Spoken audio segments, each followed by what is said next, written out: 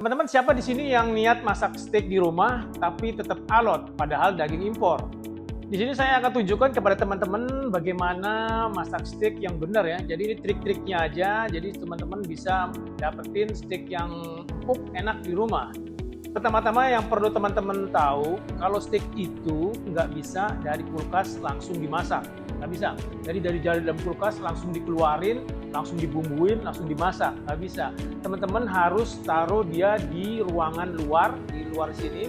Taruh pakai plastik, taruh di luar, biar suhu dagingnya itu sama dengan suhu ruangan kita. Jadi teman-teman nggak bisa masak dia dingin-dingin dari kulkas, diambil, dibumbuin, langsung dibakar. Karena di dalamnya masih dingin. Jadi teman-teman nggak bisa ngecek ya. Mau dicek pakai tangan kayak, kalau chef yang udah jago pasti dia ngeceknya pakai tangan kan. Ini medium, medium rare, medium well. Udah tahu, pakai tangan aja ya, pakai jari aja, pakai feeling. Tapi kalau teman-teman pakainya pakai termometer, teman-teman ngecek sini susah dapetin angka yang akurat karena dia masih dingin sekali di dalamnya. Karena termometer itu ngecek titik di tengah dagingnya ini. Jadi teman-teman, tips yang pertama dari saya, kalau mau masak steak apapun ya, daging steak itu berupa ayam kek, mau B2 kek, mau sapi seperti ini, semua harus ditaruh di suhu ruangan dulu sebelum dimasak. Kurang lebih setengah jam. Dasar ngebumbuinya tuh cuma garam kedua sisinya ya. Tuh. Terus mericanya bebas, teman-teman mau pakai apa gitu. Kalau saya emang selalu pakai merica hitam. Kalau menurut saya merica hitam itu lebih pas buat ini ya dibandingkan merica putih. Nah ini saya ratain gini ya. Tuh. Tuh. Ini juga ya. Ini baru saya keluarin dari kulkas ya. Tekan-tekan aja sedikit, ratain. Tuh. Ya. Nih. Nah ini kan masih dingin sekali ya. Kita pakai tangan, pakai ini aja kerasa ya. Bagian tangan ini kan lebih sensitif daripada sini kan. Ini masih dingin sekali.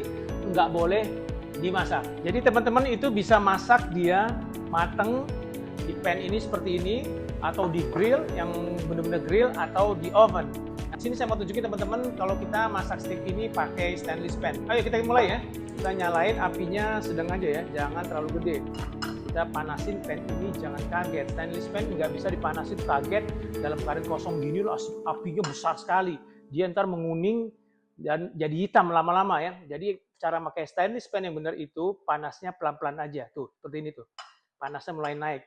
Apinya sedang, cenderung kecil. Nah, biar ini panas alami ya. Saya mau informasiin juga, kalau di sini saya bakal pakai rosemary yang udah saya bekuin ya. Ini fresh, masih hijau, saya bekuin langsung. Karena saya butuh buat live streaming cuma satu batang doang. Sisanya kalau saya simpan di kulkas, dia langsung basi dalam 3-4 hari.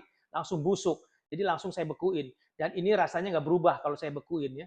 Warnanya berubah, tapi pas dimasak dia nggak bakal berubah. Itu salah satu tips lagi dari saya ya, kalau punya rosemary fresh. Jadi kalau teman-teman pakai cuma sedikit, sisanya jangan bingung-bingung, bekuin aja. Soalnya kalau enggak, dia dalam 3-4 hari dia langsung hitam dan busuk. Ngetes pan stainless ya seperti biasa ya. Tuh, kalau masih seperti ini berarti dia belum panas ya. Jangan pernah nyoba masakin steak segala macem dalam keadaan kurang panas seperti ini ya. Nih saya coba lagi nih. Tuh, jadi mulai panas tuh, mulai banyak yang lari-lari itu kan. Tuh. Tuh. Ya. Ini berarti pannya udah mulai panas tuh, ya. Udah ada air ini nih. Tuh. Stainless kuncinya hanya main di sini aja. Kalau udah panas seperti ini, berarti dia siap untuk dipakai. Nih ya, tuh kelerengnya tuh. Ini saya buang nih airnya nih. Ya. Nih, ini kan udah panas nih. Teman-teman mau pakai minyak apa aja bebas, ya. Mau pakai olive oil, mau pakai apa aja bebas, salad oil juga bisa, apa aja. Ini saya pakai olive oil ya. Ini saya olive oil nih.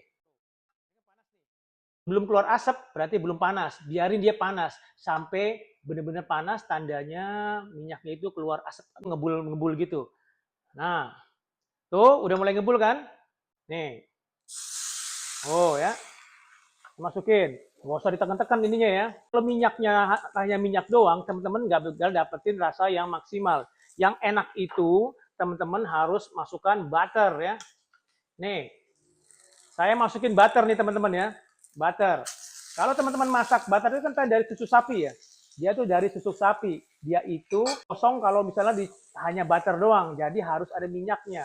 Minyak di situ tugasnya biar dia nggak bikin gosong itunya, butternya ya. Nih, sekarang bisa dibalik nih ya, teman-teman balik nih. Tuh ya, tuh. Oh, nah, putar-putar gini aja ya. Jadi aroma rosemary-nya itu bakal lari ke sini. Kalau teman-teman mau taruh bawang putih juga nggak masalah ya. Jadi ada aroma bawang putihnya. Ini hanya ini aja, jadi aromanya bakal aroma rosemary. Masaknya itu diguyur-guyur gini ya. Diguyur-guyur gini. Jadi teman-teman semakin lama dia semakin matang kan. Kalau teman-teman mencet begini, semakin dia keras, semakin matang, semakin well done.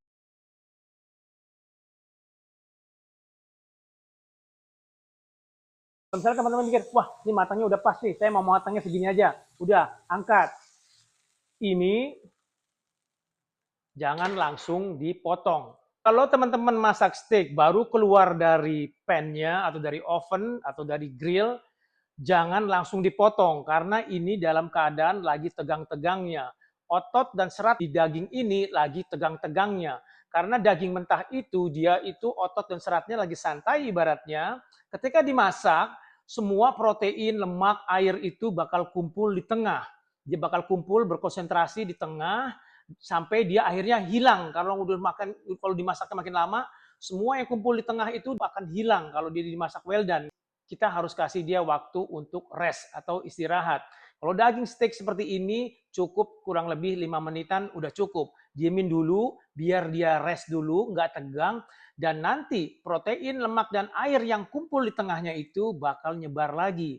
Dia bakal pelan-pelan nyebar lagi, dalam 5 menit itu bakal nyebar sampai akhirnya dia rata. Jadi kalau misalnya teman-teman motong dari atas permukaan dagingnya sampai ke tengah sampai ke bawah itu warnanya harus sama.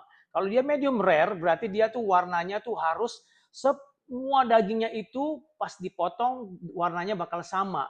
Pinknya tuh pink medium rare harus sama. Tapi kalau teman-teman mungkin suka lihat kalau makan steak, pas dipotong darahnya hanya kumpul di tengah. Jadi kalau teman-teman dikasih steak seperti itu, berarti dia itu belum sempat rest dan daging dalam keadaan tegang, jadi keras. Oke teman-teman, semoga tips sederhana ini bermanfaat buat teman-teman. Jadi kalau misalnya punya niat masak di rumah, hasilnya bisa memuaskan. Dan jika teman-teman merasa akun saya ini bermanfaat, silahkan di follow ya. Oke teman-teman, sampai ketemu lagi di tips-tips kulineri selanjutnya.